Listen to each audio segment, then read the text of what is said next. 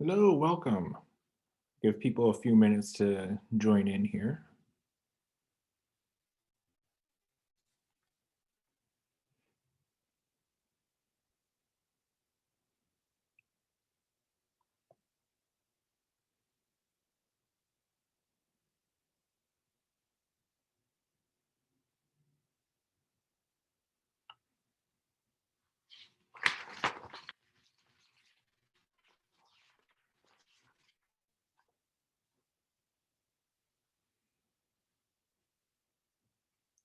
So where's everybody joining in from today?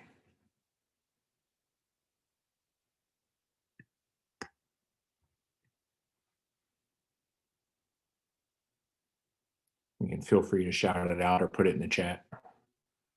Normally I'd be coming to you from just outside of Philadelphia, but today I'm coming to you from Delaware. Actually just came from a job interview, which is relevant to our discussion today. And it's a little bit easier to swing by my folks' house in Delaware than make it all the way home in time for this. Hey, Rock Hall. Cannot wait to be there in October. And we'll probably be there in April too. In fact, everyone should be looking forward to being there in October because that's where the closing party for this year's conference is. Oh, Wilmington, Delaware. That's where I am right now. I'm in Bellefonte, I think is what this little neighborhood is called. Swarthmore, all right. Yeah, normally I'd be in Havertown, but hanging out in Wilmington today. So we got some local folks, got some folks from Cleveland. Got the VEX t-shirt, hyping up Cleveland right here. And we have a few more people coming on, some from as far as Hawaii, so we'll give them a few minutes to join in and then we'll get started.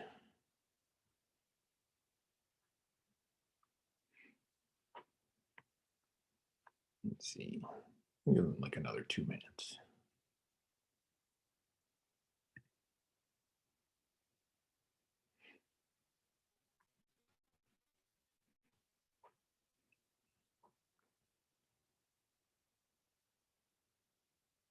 I like to give people that like little 5-minute grace period at the beginning, also because I'm terrible at paying attention to the admit button when I'm actually presenting.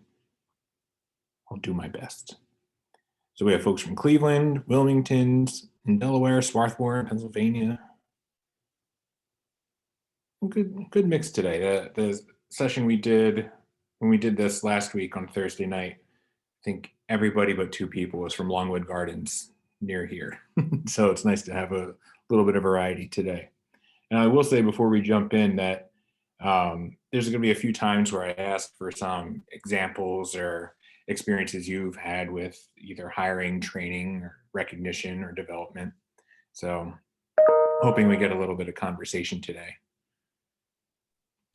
Hey, just so you know, I got an error message when I tried clicking on the link that the most recent email I got that said Monday's Zoom link. But when I went to the event page of Eventbrite, it did work. I wonder if people maybe are just struggling with the link. I appreciate the heads up. Let me go check. I think that ding I just heard was my VEX email. Let's see.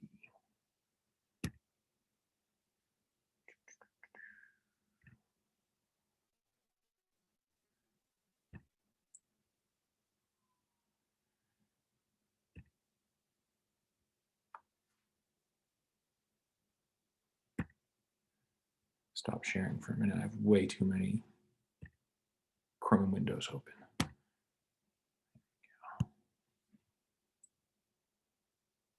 Also using my wife's fancy new laptop that doesn't have buttons at the top. It has just the touch bar.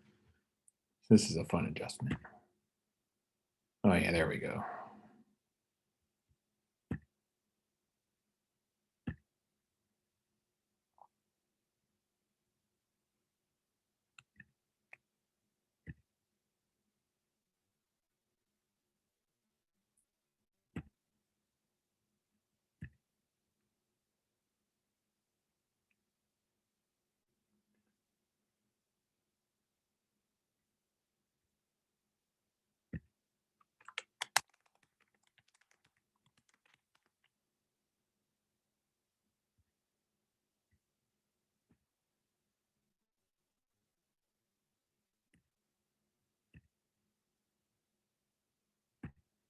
right. So feel free to ignore the email if you're already here, but I'm sending that around to everybody just so they have the updated link.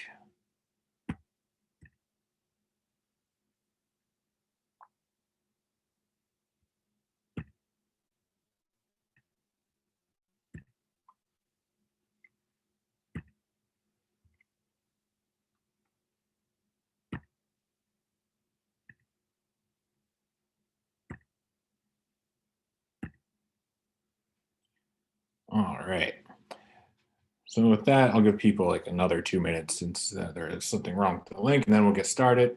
But as I was saying, feel free to introduce yourself in the chat with where you're coming from, um, and start thinking about some experiences you've had with a hiring, training, development, things like that. And we'll talk about that as we go through today's chat.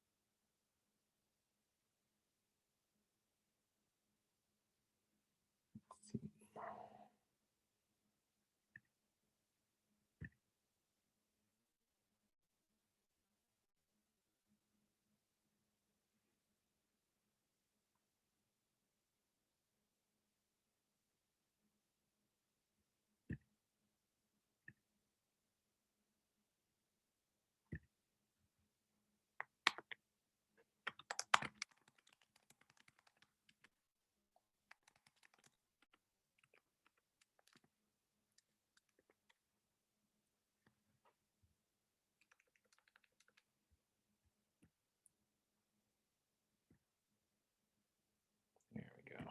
Now people are starting to come in.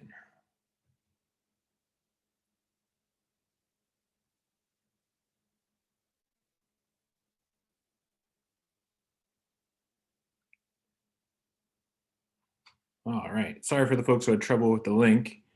I guess that most recent Eventbrite email, something was a little off with that one. So I just sent an email to a few more people to get them on board. Jill, the link that I just emailed you, that one worked, right? No, I ended up going to the Eventbrite page and registering through Eventbrite and then came in that way. Interesting. All right. Yeah, all 3 links that were emailed are all dead. All right, then. Let me try something else.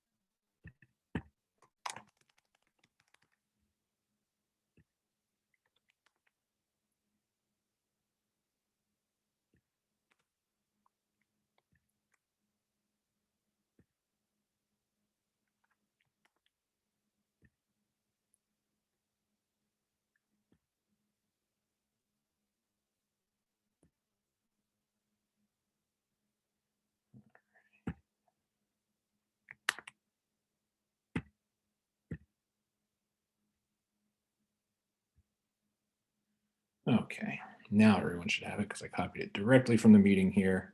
Not sure what went wrong with that first bit. It's always fun doing Zoom.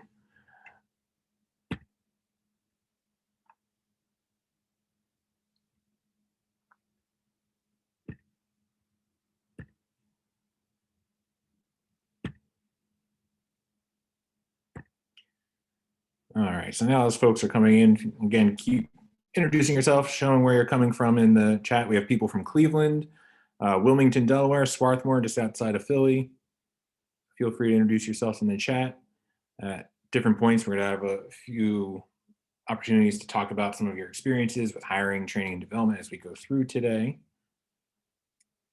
And let me bring up the presentation again and we can get started now that everyone has the right link.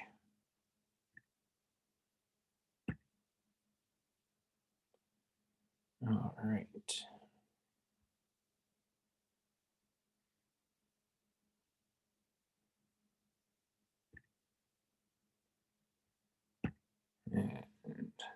going to throw a few links into the chat now that we'll be talking about throughout the session today. Just doing it now so I don't have to keep going back and forth between windows, but we'll address all those different things as we go through. I'll also add that this is being recorded, and once I edit out all this part at the beginning with the Zoom link not working, I'll get it sent around to everybody so you can refer back to it later. And you should also, in that email with the broken link, there was a link to a staff engagement guide. And you don't need to reference that during this, but that has like all the different sources that I've pulled from to put this together are all in that guide. And there's some other tips on how to implement this program or a program like this in your institution. So with that, I'll get started. So this is the second time that we've done this session. We did it Thursday night. And again, that group was mostly all from Longwood Gardens here outside of Philadelphia. And it took about an hour, but there was very little discussion in that one. So I'm hoping to have a little more discussion in this one, and I'll try to keep this to like an hour and a half. But I wanted to start off by just thanking everyone for taking the time to be here today. Recognizing the importance of staff engagement is a great first step to improving the employee experience at your institution. I also want to acknowledge that we're all tired of this format for the obvious reason. Then I'm grateful that you've all taken the time to do this, despite us all being sick of Zoom at this point. So today, again, we're talking about the 4 pillars of staff engagement, and which are, I'll get into that in a minute, but it's all kind of based on my experiences in the museum world and other friends and hearing their experiences in our field and in nonprofits in general. And I just wanted to give you a little background about some of my experience so you know where some of these examples and ideas are coming from. So I actually started in the museum field 20 years ago last month when I took a job working the overnight program at the Franklin Institute. And I'd work part-time jobs in their museum programs / interpretive services department for most of the last 20 years as I, pursued better career opportunities elsewhere. I usually always had a foot in the door at the Franklin Institute as well, doing their science festival, their summer camp, their overnight camp, always some sort of frontline work with them. When I was in college, I did 2 internships at Walt Disney World, which had a huge impact on shaping my guest experience philosophy as well as my staff experience philosophy. So you'll hear a lot about that. I worked in an aquarium in South Carolina for a little while before moving back up north, where I ended up becoming the director of a small historic site in Philadelphia, Elfress Alley, where I was the manager of like 2 people and maybe 15 to 30 volunteers and reported directly to the board and kind of did everything at that institution. From there, I went to visitor services at the Please Touch Museum, where I ran that department. At our peak, I had 5 full-timers and 70 part-timers reporting to me. So I got a real crash course in staff engagement with a very large, diverse group at that institution. And then for the last 7 years, I've had a variety of different roles at Wells Fargo. It started out running their museum, Broad and Walnut in Center City, Philadelphia. They used to have 12 museums around the country. And that kind of shifted over the years. I was eventually the AVP of Brand Engagement and Heritage Marketing. I had a staff of 3 or 4 under me, and my job went from being very museum focused to very marketing focused. But in all of these positions, I've had a team working for me. And in fact, even at the Franklin Institute, I was a manager of the overnight program, where I'd usually have 2 assistant managers and anywhere from 8 to 12 educators on the team on a given shift. So there's a lot of pulling from those experiences. There's pulling from recent experiences in the job search from both me and friends and colleagues.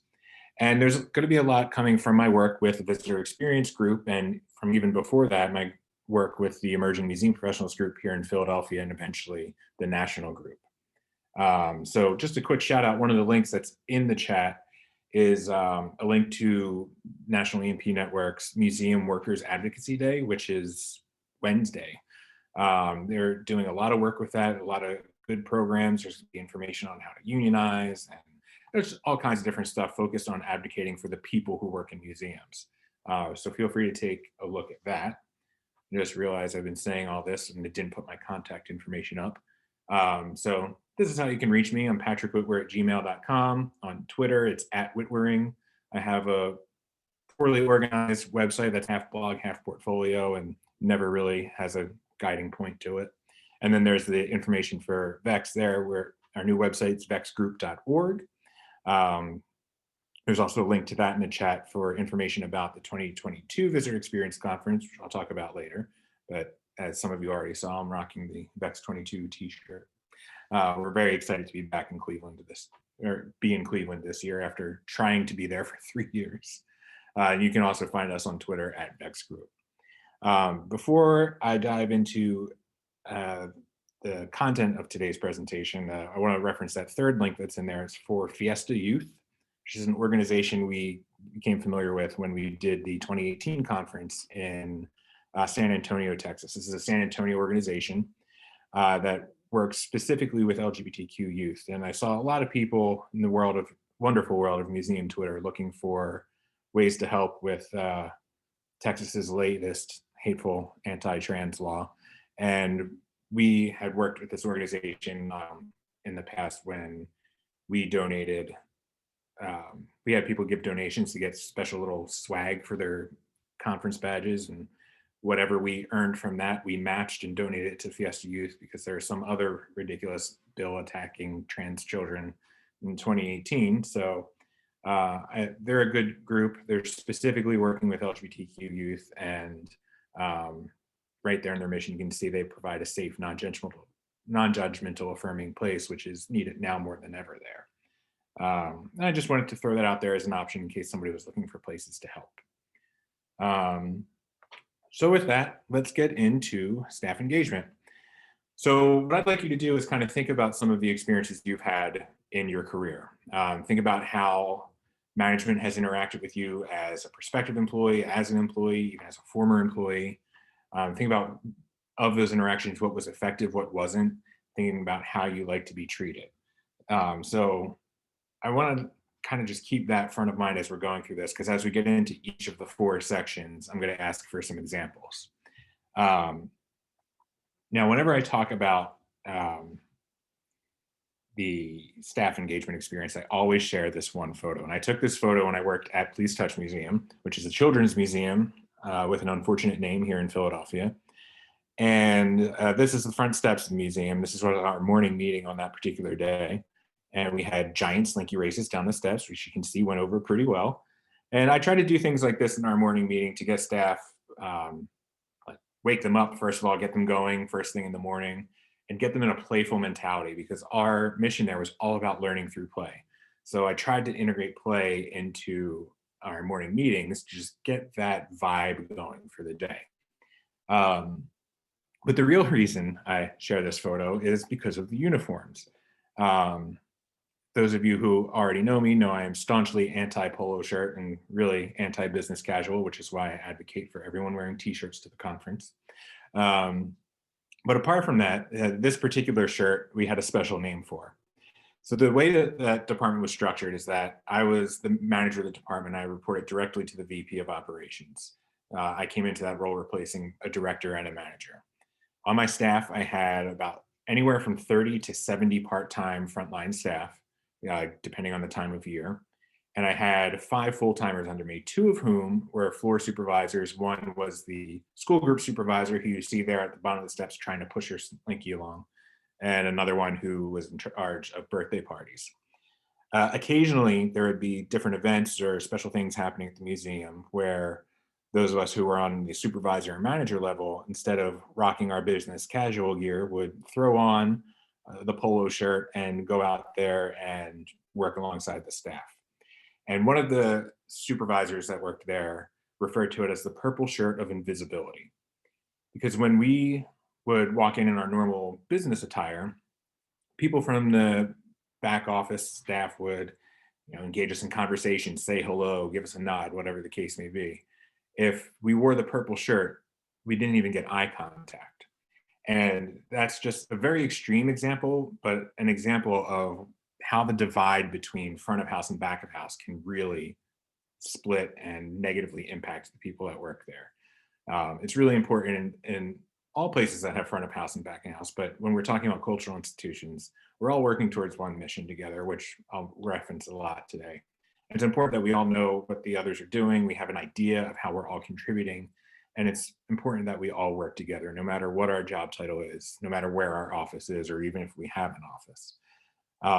So it's just something I like to throw out at the beginning, is that this was a good day, but whenever I see it, I think of that purple shirt of invisibility and how deep the divide was in that particular institution.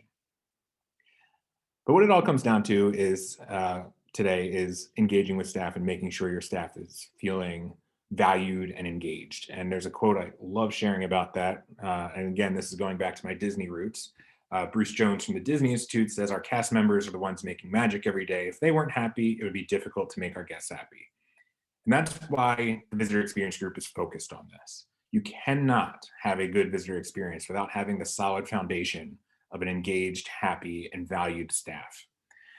So putting your staff first, applying the expectations you have of how they treat visitors to how you treat the staff, is a great way to just start ensuring that the experience for everybody who goes into your institution, whether they work there or they're visiting, that their experience is a good one, and that story permeates throughout your experience. So today we're going to be talking about the 4 pillars of staff engagement. Those are hiring, training, recognition, and development. So we had a few years ago at a conference, somebody from the National Constitution Center coined the phrase that they see the visitor experience as going from street to tweet. So it's when people get there, through their experience, to when they're talking about it later. And we've kind of expanded on that. We see it as any interaction that somebody's having with your institution, whether it's online, in a conversation, to the time that they're telling a friend about it after their visit. And we want to kind of focus that same mentality on staff engagement. So the kind of arc of staff engagement starts with the first time somebody goes to your career page or sees your job description. And it goes all the way through to years later when they're talking about their experiences working for you. All of that impacts your company, your organization's image, and your organization's overall experience. So it's really important that we focus on that full arc and not just how we're interacting with the staff when they're already hired, but how we're getting them there and how we're setting them on a path for the rest of their career. So with that, we're going to start with hiring. Now, I mentioned earlier talking about the Emerging Museum Professional Group. Back in 2017 or 16, there was an event at University of the Arts in Philadelphia celebrating one of the programs they have there for museum graduate students focused on exhibition planning and design. And they brought back a former student to talk about his experiences in the field.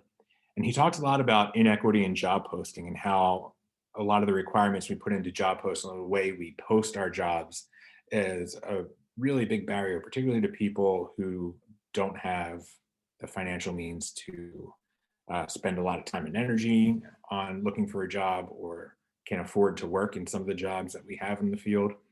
And it really struck a chord with me. It's the first time somebody gave voice to these feelings that I had about how it's coming from a place where there was no financial security and I didn't have, a fallback option. I didn't have a nest egg or anything like that. I was kind of just winging it with the museum career. It really felt like for the first time that somebody had said what I was thinking, and that's that this field wasn't really made for me. And I came to find that as I spent more time in the field, that it is very much geared to people who are on the upper middle class level and can afford to work for low wages or can afford like an unpaid internship, things like that. But I had a discussion with our EMP team at the time, and we were trying to think of how we would implement this in our institutions. And the way I always think of ideas in the museum world is I try to think of how it would work at the Franklin Institute, which is extremely resistant to change in any way, shape, or form. And it's very much set on doing things the way they've always been done. And I realized pretty quickly that they would never make these changes. So I realized the way to do it is from the outside. And that's why we adopted these standards for job posts on our website. People would send us jobs all the time. And once we changed the way we would accept them, people started to realize that there is a better way to do things. So we insisted on having only paid positions, because unpaid internships are only available to those who can afford to work for free and disqualify many people without the means from getting into our field. They must include an accurate salary range, which is something that the National EMP Network has picked up on and really pushed. And right there, you can see that snazzy t-shirt that they have on their bonfire site, and the little link if you want to get it. But this is because the job hunt's time consuming and expensive for both the employer and the prospective employee. So posting an accurate salary range will help both sides avoid wasting time on jobs or candidates they cannot afford. They must include the name and title of the person to whom candidates should address applications. This avoids any confusion for candidates submitting applications, resumes, and cover letters, especially when there is not a staff list on the website. Must include the interview format, whether it's group, panel, one-on-one, whatever the case may be. This helps candidates better prepare for an interview and reduce the stress of the unknown. We also strongly encourage people to accept relevant experience alongside any degree requirements, because those requirements exclude those who are unable to attain a degree for financial reasons, but instead worked in related fields. Job requirements shouldn't have barriers to those who chose to or needed to work instead of pursuing higher education. This one was particularly important in Philadelphia because the main museum studies program here is not like an after work thing, it's during regular business hours, and the schedule makes it incredibly difficult to work and go through the program. And finally, it must include a breakdown of the hiring process from application to training to offer candidates a clear picture of what to expect, give them a better understanding of your timeline. So this was, like I said, about 5 or 6 years ago, we came up with this. We posted on the website. We had a good relationship with the person who did the social media for Museum Hack at the time, and they adapted these for their jobs website, museum.jobs. The National EMP Network was just starting at that point, and I was one of the founding board members, and this was like kind of our first policy that we agreed to. It actually just showed up in my Facebook memories today. And then other groups, because of the work that the National EMP Network did, started catching on. So I'm pretty sure like ASLH and Aztec have jumped on, Mid-Atlantic Association of Museums, Midwest, and all these different like museum adjacent associations took on what we started here in Philadelphia, except for AAM, but you know, they'll get there and say it was their idea in about 5 years. So we kind of just sat on this for a while. I kind of like rested on these laurels. I thought like we had done a good thing and putting these out there, and then other people continued by getting more and more organizations to get on board. And I kind of felt like that was enough for a while, and didn't really think about it too much until about like the last year or so, when I found myself searching for jobs again. And I realized that we could do so much more than just these 6 things. So this is kind of the bare minimum. So I started looking into other things, and and there are a few resources here, which again are in that guide that you should have in your email. So the requirements that I just showed you there. I also highly recommend using the MIT Living Wage Calculator. When the National EMP Network posts a job on social media, they'll mention whether or not it meets the minimum living wage requirements for the region that it's in. It's just a good tool to have as you're hiring for jobs, to know, like, first of all, if you are meeting those minimum requirements, and if you're not, how to scale back the responsibilities of that role so that that person can find another way to meet the minimum amount of what they need to live in a specific place. But all that said, this was kind of like, this is the base level. We can do better than this. And I think one of the best ways we can do that is to just reimagine the job post altogether. So as Charles is saying here, tell me everything. We have all of this information about the job, and we so often choose not to share most of it. So what I am proposing is a job post document that goes into much more detail about what people are getting into when they apply and eventually work at your institution. So I kind of envision this as a PDF or a PowerPoint There's a sample that is linked to in the guide that you were sent. That I did as like, Google Slides, but whatever process works for you, you can create your own. You can copy and paste the one I made and apply your information to it. But basically, this document would have an introduction that gives a description of the institution, highlights the mission, vision, and values, gives information about staff demographics, and lists who the department leadership that this position would be reporting into. So get that out of the way right up front. Then we can talk a little bit about the position. And this is where you can have a description. Now, a lot of times I find, and I have done this for a lot of hiring in my career, I look at what, job description we already have, and I just share that job description. I copy and paste it, put it in there. What I am, oh, and if somebody doesn't, sorry, I just saw the chat now. I had it minimized. If you don't have the document that I'm describing, that was in the email that came at 12:30. There's a link to it. If you don't have that, feel free to shoot me an email, patrickwhitwer@gmail.com, and I will send it to you when I get back home. I'm actually at a different location right now, so I have it saved on my computer at home, and we'll send it to you. But it's not necessary for this. It's something to refer back to later. But at any rate, instead of copying and pasting the existing job description, what I will do going forward is I'm going to sit down with my team and I'm going to ask them what they do every day and have them kind of give like a hierarchical list of the things that are most important about their job, kind of cobble all that information together, come up with a new description of the position, circulate it amongst my team, see if everyone agrees that it's an accurate description of the work they do every day, and use that as the job description. And this is something that I probably do at least on an annual basis, because things change, our jobs evolve, especially when we're in the go-to department in that front line. And it's important to keep those changes reflected in the documents we're putting out to the public.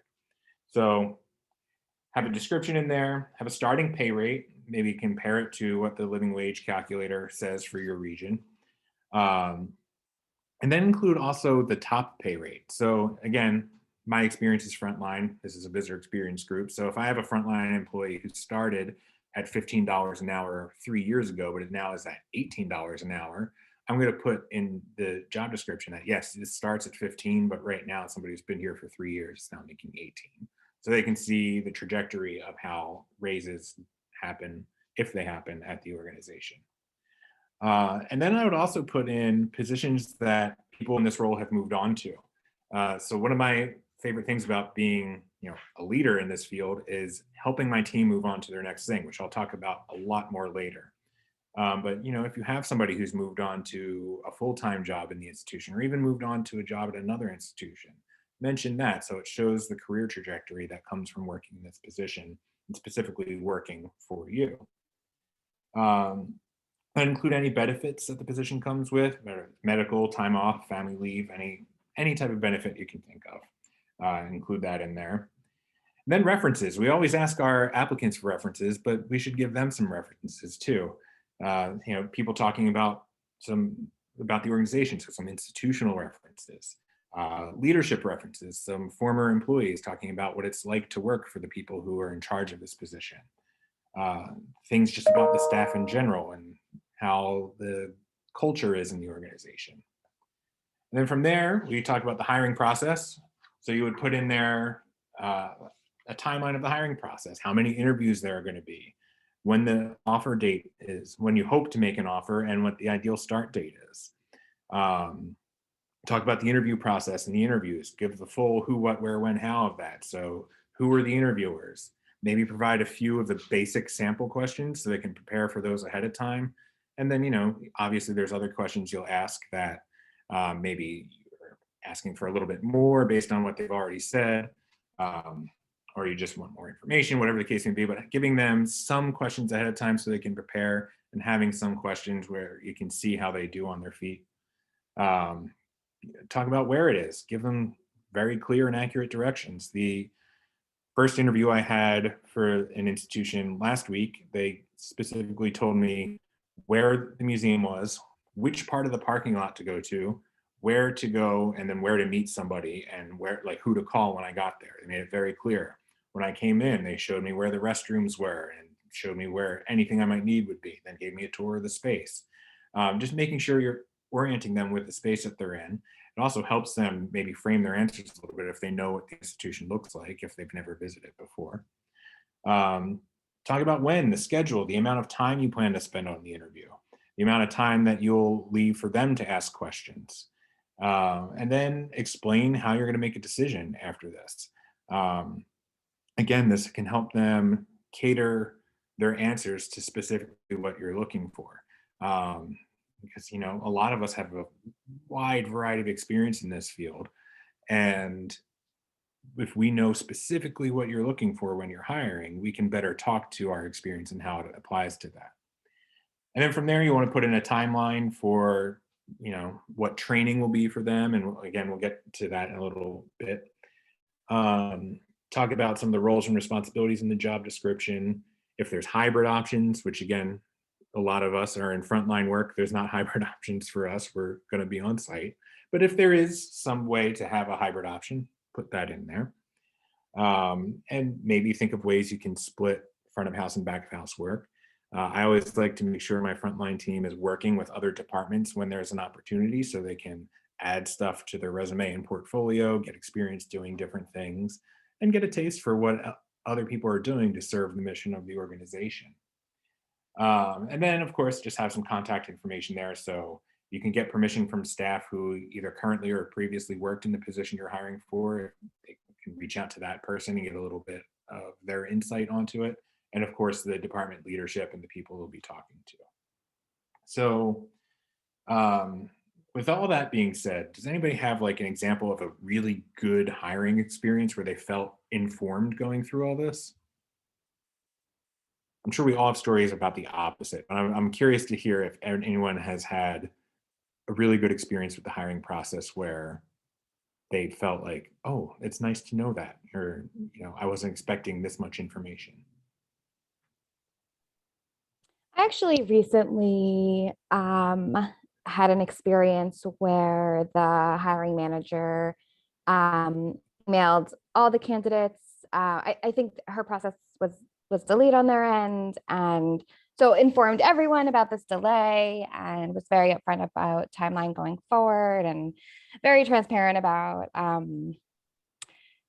yeah, all the things in a way that I wasn't used to. And I appreciated it, not just because of the update and in content, but it also gave me insight into them, a little bit about what they're like, humanize the process a little bit more.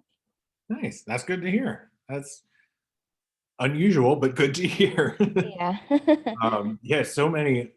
I feel this is a particularly museum thing that the process takes so long, and when an unexpected delay comes up, you have no idea. I remember specifically with Please Touch. I was convinced I didn't get the job because it was months between the interview and then the offer. And the offer caught me way off guard because I just assumed like, all right, they've chosen someone else, and I, went on with my life. And like 2 months later, they called, and but to just have the information like, hey, this is what happened. We're a little bit behind schedule. Here's where we're going to be now. This is what's changing.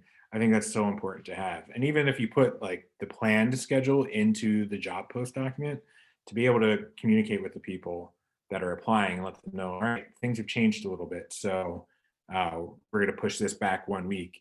It's just so important to have that information out there. And you'll find out throughout this entire process, if everyone's just communicating frequently and transparently, that kind of covers all manner of sins here. But it's nice to hear that somebody did that. All right. So with that, getting people hired is the first part.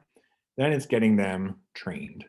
So tell me about experience you've all had with job training. What worked? What didn't?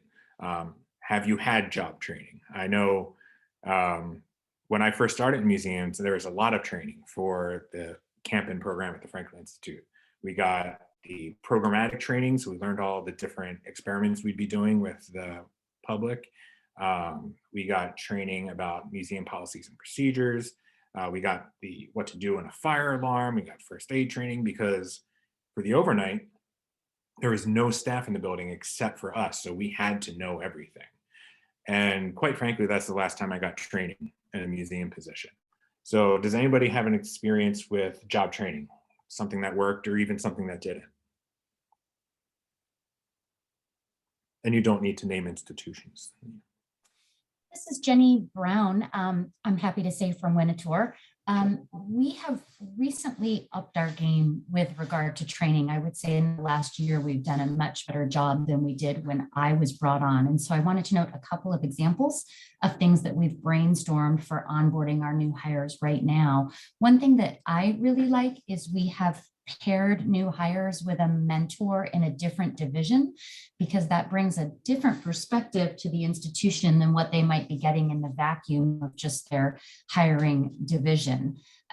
We have also instituted what we jokingly call the fun committee at Winnetou, which is really just sort of an employee morale boosting committee. And we have integrated our new hires in that. And they've been really great at talking to them about things like acronyms and slang language and backstories, et cetera, that have happened at Winnetou that are kind of integral to feeling like you're part of the team, but that your hiring manager might not think to actually explain to you.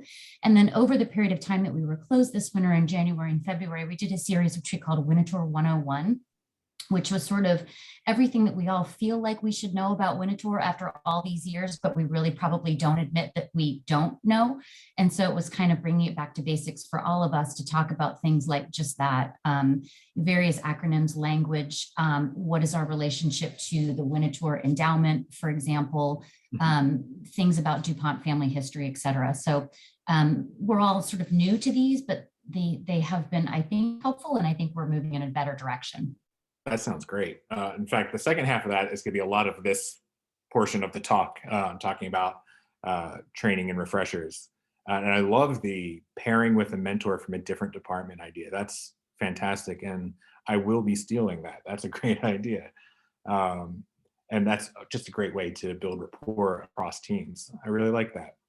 And actually, full disclosure, the interview that I came from this morning was across the street. So maybe I'll be popping over to Winnetou pretty soon. So with training, and I think that's a great example of kind of going into a lot of the things I'm going to suggest.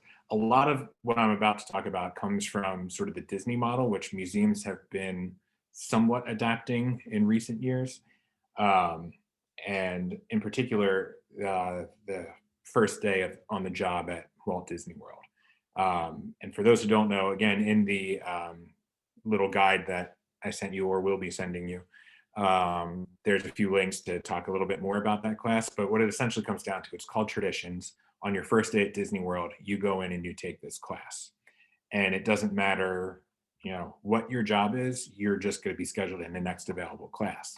So when I was a college intern at 19 years old going to work fast food at Epcot, I ended up being in the same class, sitting at the same table with somebody who's going to be a vice president for one of the locations at Epcot. And we got the same exact training that day. And we were working together on different activities throughout the day. And kind of similar to what I imagine that mentor program does at Winnetou is it kind of showed that we're all in this together. And there's certain things that we're all responsible for. And that's just an idea that's really stuck with me as I've done training for staff over the years at different institutions. Before I dive too much into that, just talking about training in general, you have to assess what needs to be trained. And this is where you can really pull in your staff. So what does an employee need to know to be successful? So this is where I would go to my staff and be like, all right, what are the 3 most important things that someone needs to know coming into this job? And ask a bunch of different people that kind of cobble together some answers and figure out what like the main things are. And once we figure out what those main things are, and we kind of put in order the importance of what they need to know, what are the different ways we can present that? And planning ahead for different presentation styles and different ways to deliver the same information. First of all, it prepares you for all kinds of different people coming in, but also it enables you to reinforce these important things by introducing them in different ways. So once you have all that set up, you can assess the employee needs. How does this employee prefer to learn? What's the most effective way to deliver this information for this particular employee? And that's why this photograph makes it into the presentation. This was a camp-in training from, I'm going to say like 2005, judging on my horrible sideburns in that photo. But this particular thing that's happening right here was our favorite part of training. And it started a couple of years earlier. And camp and training at this point was 2 evenings, about 5 hours each. And we usually start off with this game called A Big Wind Blows. And for anyone who hasn't played it before, if there's, say, 40 people in the room, there's 39 chairs in a circle. And everyone's in a chair and there's one person in the middle. And they'll say, a big wind blows for anyone who was born in Philadelphia. And anyone who's born in Philadelphia has to get up and find another chair. And hopefully there's a new person, that's it. The idea is that this is just an icebreaker, a way to get to know people, see what you have in common with other people on the team. But because there is a lot of return staff for Camp-In, I'd say probably 80% of the people in that room already knew each other, were already friends, had worked together, and they were looking at this as a way to like blow off some steam, have some fun, and in some cases have an intense sports experience of running across the room. But then they're in the room with people who had never met anyone before, and it could be a little intense. There's a few of us, like I'm a pretty big guy, I'm 6'1", in that picture I'm probably like a good 220 pounds, and I was by far not the biggest person in that circle. And this was a pretty intense game. People are running back and forth, colliding with each other, knocking over chairs. And at the end of this specific training, this specific game, one woman who was there slipped out, went to the restroom, never came back. And we could have lost, she could have been a great science educator, and we'll never know because we scared her away with this game. And I know that's an extreme example, again, like the purple shirt of invisibility, a pretty extreme example, but it's just something that reminds me that people have different needs when it comes to learning things and being oriented in a new space. And having something intense like this is maybe not the best way to do it. So just keeping that in the back of the mind, like how does this specific employee or group of employees prefer to learn? And you know, that's a discussion to have throughout the interview process. And so you know what you can plan ahead for when the training, once you start hiring. If you ask every single person in your interview, like, what's your preferred learning style? How do you like to be trained in a new institution? It can help you prepare for how to get them to be the most successful they can be in their new position. So as you go along, you should adapt the existing training program. So you should, as I was saying, find a way to execute the existing training to best suit your new employee, but you should also be assessing it throughout. So once you have somebody in and you get them through training, you should check in every week with them as they're first starting, maybe for that first month. Check in, seeing how they are, seeing what they need to have a refresher on, seeing what they're good with, and getting them ready to be on their own and execute whatever the job is. And then throughout the year, just continue to solicit feedback from staff, which we'll get into that a little bit more later. But as you're meeting with staff on a regular basis, ask them about training, see where they are, see if they've maybe forgotten some things from training, or if there's another way they present something, if they think training isn't addressing a critical part of the job. So you can continually do this sort of cyclical process where you're constantly assessing the training needs, the employee needs, and adapting the program. And then here, when I talk about refreshing, this is kind of a little bit more similar to what you were just talking about with Winter Tour. And that's what I prefer is a monthly refresher. But you know, if you do it quarterly, that works too, or every other month. But something that happens a few times a year is ideal. And the idea for this is that everybody in the institution, and I know it's tough to get buy-in for these things sometimes, but there are institutions that are doing this successfully. And as I hear more and more of those, I'm going to be sharing out the success stories so you can have a little leverage to adopt this in your institution. But employees of all levels should attend once a year. This kind of gets the same idea of the traditions class where I was sitting next to that VP, or at Winter Tour where they have a mentor from another department. It's the idea that everyone in it can kind of be on the same level for one day and get the same information. For a new hire, just make sure whatever the next refresher is that's coming up that everyone is going to, make sure they're in that one. And there's a few things that you can do in here. So you can use it for a review of the mission, vision, and values, make sure that everyone's keeping that fresh in their head, that it becomes part of like the lifeblood of the organization, that we're always mission driven. You can talk about those updates to training that you get from constantly assessing the training program and just seeing what needs are and are not being met. It's an opportunity to have a few little team building exercises, maybe get people together for some idea sessions. Like maybe you have a new exhibit you want to do. Let's get some of the new people, some of the established people, and get them sitting together. So this picture, absolutely not a training photo. It's from one of our conferences, but I like using it for this because it's a conversation at a round table. But like the example I like to give is that, let's say in this particular instance, this is a training. The guy on the left is maybe the director of visitor services.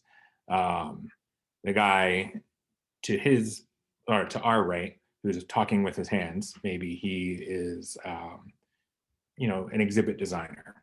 And the woman next to him is the director of development. And then the woman on the far right is a new hire. That's going to be a frontline educator. And to have all these four people sitting at the table getting the same basic training, and they're all at different levels of the organization, different departments, different tenures, and having them sitting together, learning together, and then working together establishes a rapport, establishes sort of that team mentality, and gets people rallied behind the musician, which is just one of the best ways to build up organizational culture and buy-in as you move forward.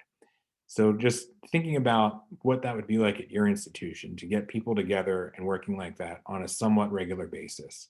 And just to be clear, like I'm not suggesting everybody goes to each refresher, but everyone attends maybe once a year. So if you did yours in the spring refresher last year, maybe this year you're going to do the fall, and you'll be in there with some different people, some people you've worked with, some new hires.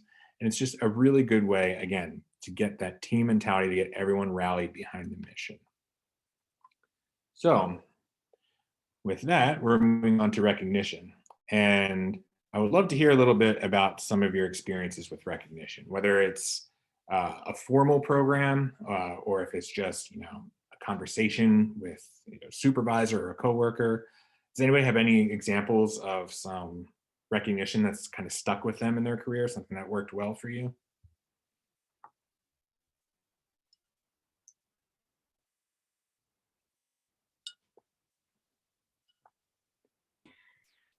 I can think of one time. Okay. One thing happened. That's better than most. So. As a freelance contractual educator, the thing I like to be recognized most is with like money. But in lieu of that, I've been asked one time, a museum of mine asked me to, like, we're a team of a handful of educators, and I was approached to talk about some of my research at one of our training sessions. And it was a nice recognition of this like life that I have outside this work. And in general, I think it's nice to appreciate the recognition that already exists in the room, as opposed to bringing in, they could have brought in like an outside person to talk about it, but instead let me. Yeah, that's a great example. Recognizing the talent that you have on the team already. That's something that is often overlooked, and people love bringing in those outside experts without realizing they have an inside expert. So it's good to hear that somebody actually did that. That's nice to hear. And of course, money is always good. If somebody wants to recognize me with money, I am happy to hear it. Working in the corporate world, I had won an award for the marketing. Wells Fargo museums are part of the marketing department, and each year they recognize like leaders in marketing in the company. And I was recognized one year for increasing our attendance by like 75%, and which wasn't hard to do because it was pretty low when I got there. But still, they were very happy with that work, and the person who was in charge of the department at the time really advocated on my behalf. And I was thrilled because, the people who worked in marketing in our region, a few of them got together and like ordered a pizza for lunch. And I thought, hey, great, I love pizza. And I'm not here to advocate for pizza parties. It's just I happen to love pizza. But the reason I remember that recognition is because it was the day before I was going on vacation to visit a friend out in LA. and it came with a $500 Visa gift card, which quickly turned into a Disneyland trip. So that was very much appreciated. And I recognize that we are not in the business of giving out $500 Visa gift cards in the museum world, though it would be nice. But there are ways to recognize people and make sure they feel valued. Just seeing in the chat here that any staff member can post thanks, congratulations, recognition on the shared website. All staff meetings begin with time for that. I do like seeing that at all staff meetings, particularly as somebody who works specifically with the front line. When somebody from the back of the house would recognize one of my people from my team, that was huge, because again, talking about that purple shirt of invisibility, my staff did not feel seen in that museum. So when somebody actually would talk about them at a meeting in front of people in a positive way, that was huge. I also really enjoyed the opportunities when somebody from the back of the house was getting recognition for the job they did, because that would often come with an explanation. And because of the divide in that institution, a lot of my staff didn't really know what anybody in the back of the house was doing and how their work contributed. So I appreciated both sides of that. And I think that's a great way, one great way to have, I should say, one great aspect of a fuller recognition program. So this source here, I really like how the author of this article talked about recognition, but I will say, as sort of a caveat, is that this author was also very much against formal recognition programs, and consequently the formal programs that I talk about aren't as big as the in the moment type. And I think instead of just choosing one, you should have both. I think it's important to have a well-rounded recognition program that has a little bit of a formal aspect, which I'll talk about in a minute, but also can be in the moment. So immediate recognition that ties the reward to behavior, shows your attentiveness as a leader or a coworker, and provides immediate gratification for something that has happened. They should be in context, so it directly addresses how it ties to maybe their individual goals or to departmental goals or to the overall mission, vision, and values, or even the strategic plan, whatever the case may be. Like, connect it to the things that are either in the job description or in the mission, vision, values, in the plan. Should be appropriate in volume and scale. So recognition should match effort and results so it doesn't lose meaning. But again, never feel the need to shortchange. If it's financial, reward them financially. It should be authentic, not automatic. Again, this list is taken from this article. I think there's still some authenticity to be found in some of the more automatic programs that exist. But in this, she's saying that essentially you have to mean it when you give employees recognition. If it's just something that we do on a regular basis, it could lose meaning over time. So making sure it's authentic and that it's coupled with some, the formal programs are coupled with more informal things like this. And it should be tied to the employee's perception of value, which is going to be different for everyone. On my team at Police Touch, I had people who, like, this was their livelihood and they were, scraping by on the frontline hourly rate. And I had people on the team for whom money was not an option, and they were doing this because they enjoyed it. So those two types of people are going to have very different perceptions of value and being valued. And it's something to consider with a more diverse team. And with all of this, it's important to describe how their actions or behavior provided value to your team or your organization. And again, that goes back to referencing the mission, any of their goals for either the department or individual, making sure it's tied into something that they see as a value for the organization. Now, when it comes to formal programs, I'm a fan of those too. So I like regular, recurring programs that have very clear expectations.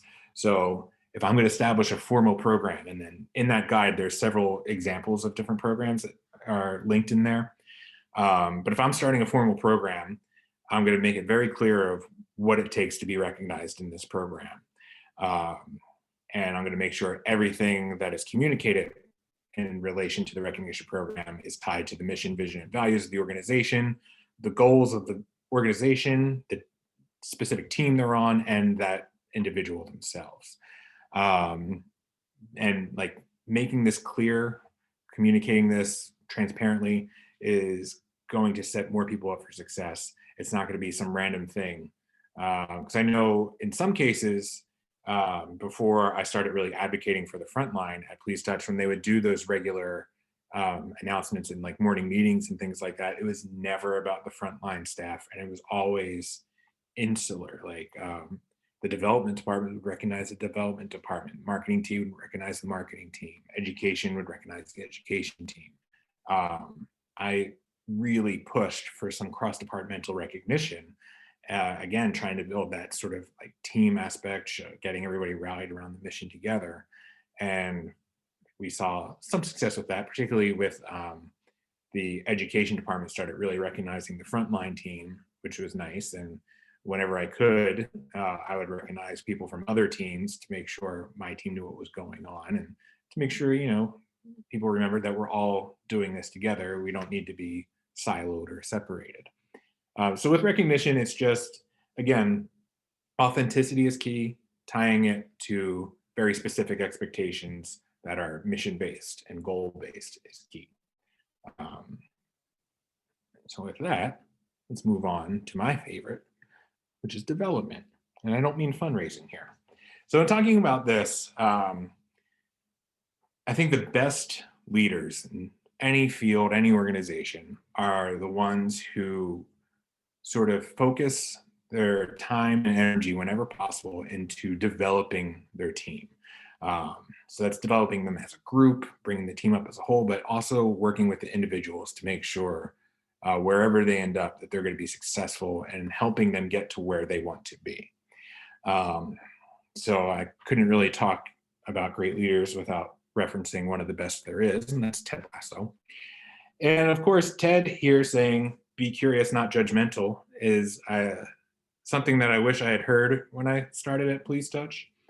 Because I learned pretty quickly that the staff there, when they heard the word training, they associated it with punishment. Because in the past, if they were seen as doing something wrong, the answer was going to be training to help them, you know, like correct their behavior. And I think it's better to kind of be curious about your team, learn about them, learn about their goals. And I recognize that this is easier to do with some teams and harder with others. Like I said, at Wells Fargo, I had 4 people on my team, and at Police Touch, it was 75. So at Wells Fargo, I was able to have regular, recurring, formal sit-downs with everybody on my team and really stay abreast of what they wanted in their careers. We had open, honest discussions about them moving on to other work and other places. And I did my best to help them get there. And the not judgmental part, I feel like that's pretty self-explanatory. But having the curiosity and having the open discussions with staff is, I think, is what is pretty key here. So when I talk about staff development, there's a few ways to like stay on top of that. And that is having a presence. So when I'm working with a frontline team, I try to make sure that I am working alongside them as much as possible. I want to be present where my employees are working and not just sitting behind my desk all day. And when I am working alongside them, I am going to do my level best to ensure that I am assisting and not micromanaging. And again, I'm going to refer to the Children's Museum here. If anyone has ever worked in a children's museum, you know that the worst part of that is the supermarket exhibit, because the props there are numerous and always scattered about, and it's a constant process of just cleaning up after people and trying to rein in the chaos. So I figured out pretty quickly into my time there that everyone's least favorite thing was working in the supermarket. So for the first few weeks, every day I spent at least like 5 minutes of each block of the schedule in the supermarket. And I would just go in and be like, what do you need me to do? And then I would do whatever the staff needed me to do. And no one had ever done that before. No one had ever come out and stepped into that exhibit to help. It had always been to criticize. So that was very much appreciated and welcomed. And, I tried to have a lot of conversations with them while I was working with them and get a feel for the space. And eventually, like over time, we would get to suggestions for how to make it better and how to make the experience both better for the staff and the visitor. But at first, I just start out by just being there and helping where I'm needed, being of service to them.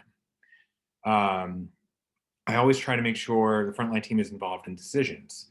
And um, when you're making big decisions about something in an organization, it's important to have a lot of people's input. So, in one of the sources that's in your guide, somebody makes an analogy to restaurants in this. So you can feel free to throw this into the chat. So imagine you're running a restaurant and you want to know what the most popular dish is in your restaurant. Who on the team are you going to ask? So just feel free to pop it in the chat. I'm also going to say right now that this is a question where there aren't wrong answers. So we have server. As a former server, I appreciate that. Any other thoughts besides server? Cooks?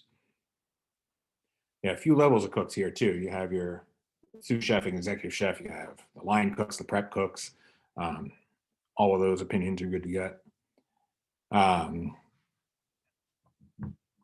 Anybody else want to throw a thought in there? So we have front of house and back of house there. In the yeah, for the not knowing the inner workings of restaurants, it can be summed up in the word chaos. Ooh, Hannah Hiller with the dishwashers. All right, yeah. So I forget which of the sources I sent you has this in it, but that guy, he suggests that it's the person bussing the table. And that is a great, that's a great person to get input from. The servers, great person to get input from. Anyone who's cooking in the back, also great. Person washing the dishes, also great. The reason is that all these people have different insights into this one question. So like the restaurant manager and the servers, they're going to know what's being ordered the most. The cooks are going to know what they're preparing most frequently. And the people cleaning up, the bussers, the dishwashers, they're going to see what's actually consumed and what's not, going into the trash. So if you ask just one of these people, you're not going to get the full picture. But if you ask all of these people, you'll get a much better idea of what is actually being consumed and what is going to bring people back again. And the same thing can be applied to museums. If you're designing an exhibit, asking just your exhibit design team, if you have one, or somebody who works in collections, how you should prepare the exhibit isn't going to get you a full picture. You need to talk to the admissions team. You need to talk to the people who are actually working in the exhibits, the frontline staff, the educators. You need to get a full picture of what's happening to really plan going forward. So involving staff from all levels in decision-making is really important. And this also gives people a little more experience to put on their resume. So somebody might be a frontline worker, but they can say, oh, but I helped with this exhibit, or I was on this team in developing this. And that kind of segues into talking about the future. So it's important to know your employees' career goals. And what I kind of touched on earlier in training is setting up regular formal check-ins with your team. And again, depending on the size of the team, you can kind of adjust this. Like when I had a team of 10 or less, we could have check-ins monthly or even weekly. When I had that team of 75, my check-ins were much more informal, and there was the option of having formal check-ins for anyone who wanted it. But it was important to have these conversations to learn about the team and figure out what they wanted. So having these conversations, you can know your employees' career goals. You can dedicate time and projects to helping them meet those goals. One of my favorite examples of this is I had this guy, Jeff, on my team at Wells Fargo. His job was museum assistant, which meant he had to sit at the front desk, welcome people when they came in, do the little thing on the clicker so we knew how many people we had, and occasionally do like a program on the floor. but he was going to school for museum exhibition planning and design. So anytime we had anything exhibit related come in that it was like my responsibility to do, I wrote Jeff in and make sure he got to work on it. And in one case, he got to design and install an exhibit like with a little bit of oversight, but it was his decision. I told him what we needed in it. He decided how to arrange it, where to put it in the museum. He designed the full setup and installed it. And we did things like this frequently throughout his, like, I think 2 or 3 years working in that position.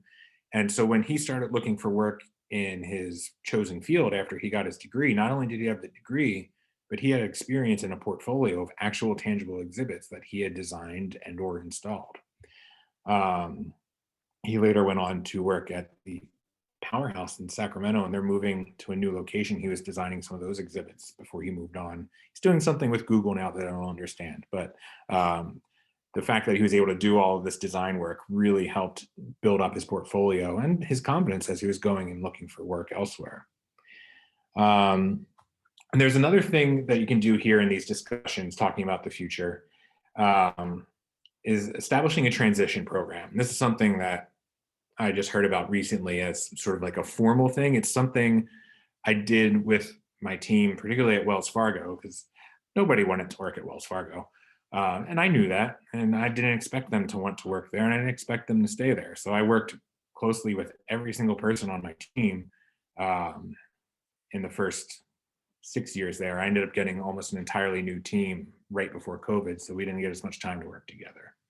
But for the most part, I was able to sit down with all of the people I worked with, figure out where they wanted to go, like what was their goal, and work with them to meet that goal. So I would have a conversation with somebody, like, look, I'm trying to get this job. It's like, great, let's work together and see what we can do.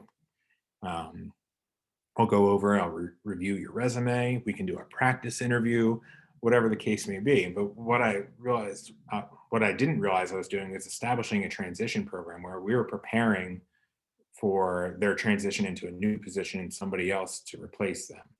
And by doing this, you can have, like, you have these open, honest discussions. You can have a mutually agreed upon exit strategy. You can plan ahead for hiring somebody in to replace them, maybe even have a little overlap for training needs. You can help them with their career growth. And it's so much better than just plugging along and all of a sudden somebody gives you their 2 weeks notice and you have to figure it all out again. By having this open, honest discussion, you're kind of eliminating the surprise element and you're preparing for everything. And like I said, this is all part of regular conversations or discussions that you're having with your employees. Regular check-ins as frequently as you're able. Again, depending on the size of your staff and the size of your workload, it's going to vary, but to have regular check-ins, whether it's weekly, monthly, quarterly, whatever the case may be, just something beyond the annual review. Having check-ins, making sure everyone's on track, making sure you're on the same page, and seeing what their needs are, what their goals are, and helping them meet those goals. And it's also a good place to solicit and address feedback, which again goes back to the training and updating training, or updating even your hiring practices. There's a lot of ways that you can use this open, transparent communication to kind of keep things going and plan better for the future.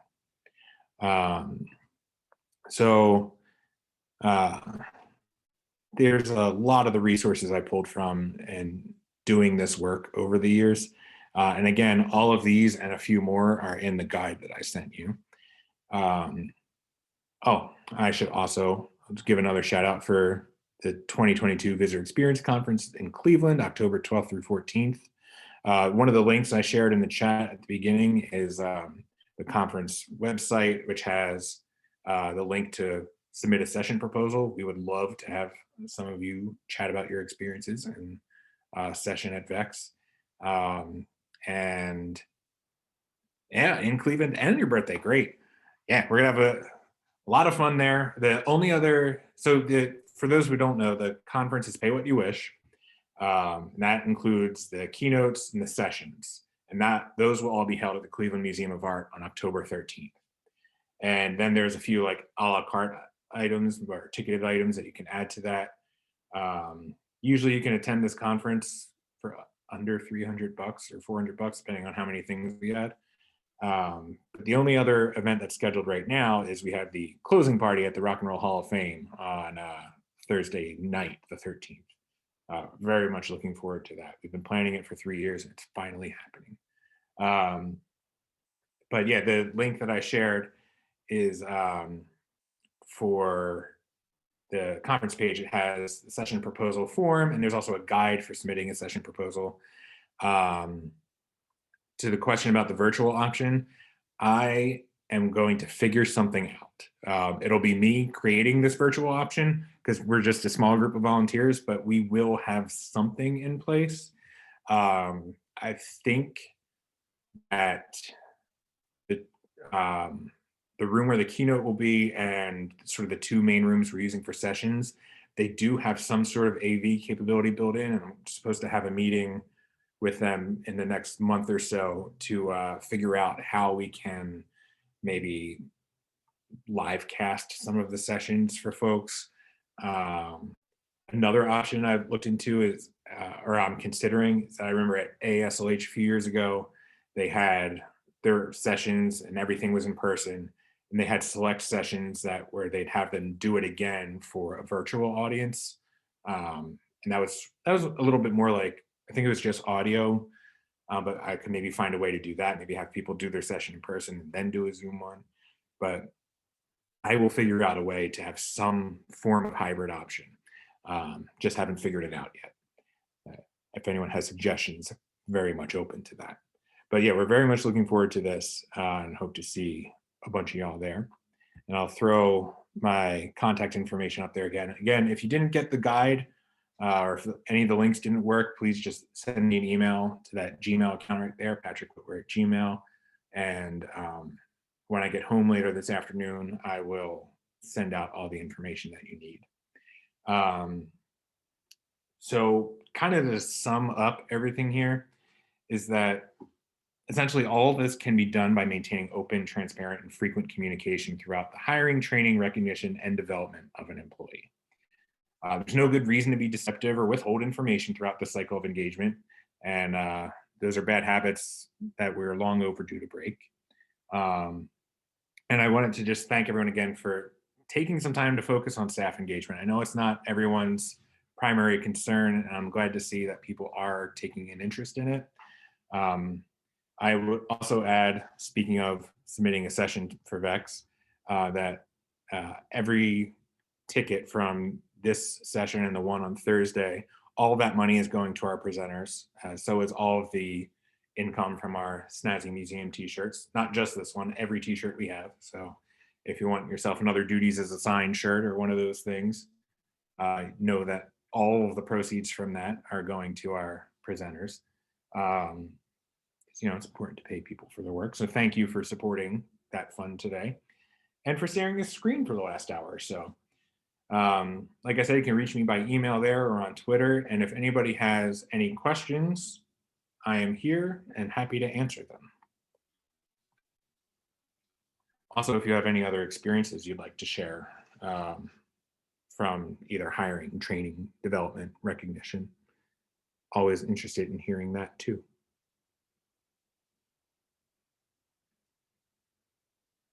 In fact, on the Thursday night session, I used a story that Jill told me about one of her recent experiences about trying to find parking at a place for an interview when they didn't give that information.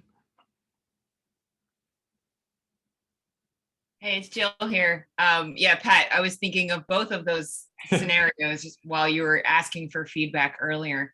One negative interview where they did not tell me where to park, and then the parking meter was shorter than the interview time frame, which stressed me out. And then the opposite interview, which they had warned me was going to be 8 questions for 30 minutes, and they advised me to keep my answers to 2 to 3 minutes so that I would save myself time at the end. So it was like a complete opposites of interview experiences within a few days of each other. But, yeah.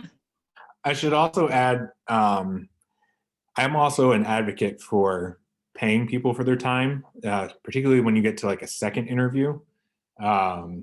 And once you're like really narrowed down the candidate field, even if it's something small, like a small stipend that will maybe help them cover their travel or, allow them to grab lunch or something after. I recognize that we don't all have the budget for that, but it's something that I'd like people to consider as we plan and budget going forward. But yeah, the absolute night and day of having information and not having information going into um, an interview is really wonderful. So, just for example, I interviewed at the Delaware Museum of Nature and Science on Wednesday, and I was given very clear directions of where it was, um, where the parking lot was, even though I still missed that because the signs covered up. They're doing renovations.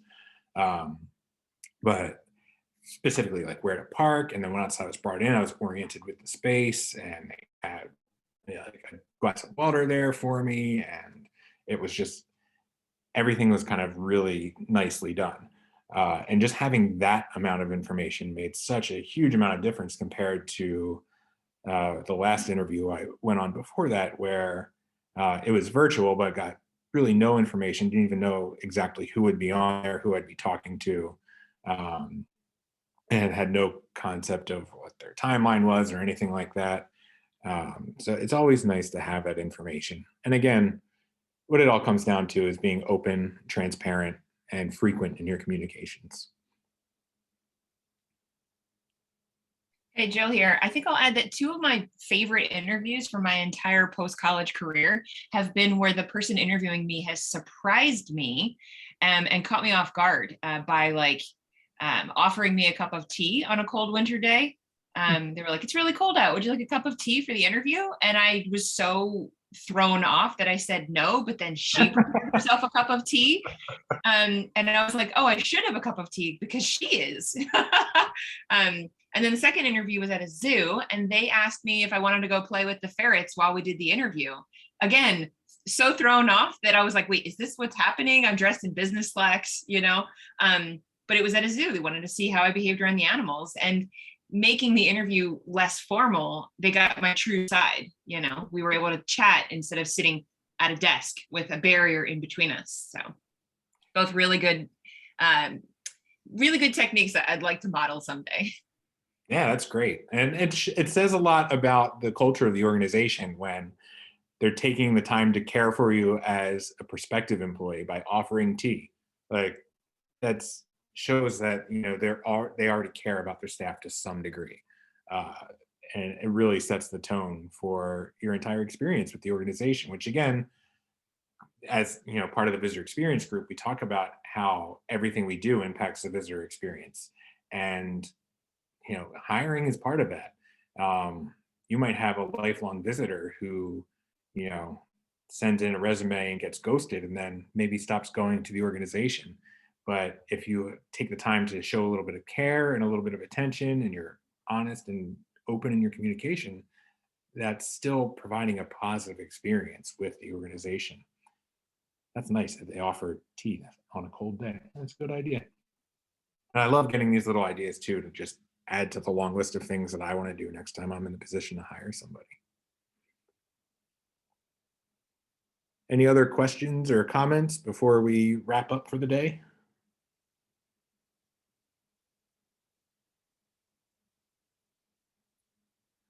All right. Well, again, I want to thank you for taking the time today to not only stare at a screen, but focus on staff engagement. I really appreciate it. If you think of any other questions, or if you have some questions about the sample job post or the guide that I sent you, feel free to reach out anytime. I love talking about this stuff. Like, obviously, I love visitor experience as being part of this group, but my real passion is the staff experience and staff engagement. I love talking about how we can treat our people better. And I'll again remind people that the National EMP Network is doing Museum Advocacy Day on Wednesday. So check that out. I had put the link in the chat earlier, and I think I can put the link again because I haven't copied and pasted. Nope. My copy and paste is gone. So if you didn't get the link, feel free to email me and I'll send it to you. And it's also pretty easy to find if you search for Museum Workers Advocacy Day. But yeah, again, thanks for this. If you would like to explore this a little bit further, VEX is there to help you with it. So feel free to reach out and we can chat about that. But apart from that, I hope you all have a great rest of the day and a great rest of the week. And oh, thanks, Hannah, for sharing that. That's the link for Museum Worker Advocacy Day in the chat that I'm pointing to, like you can see it. But again, thank you for being here. I really appreciate it, and hope to see you all in Cleveland. Thanks, everyone. Thanks so much. Have a good one.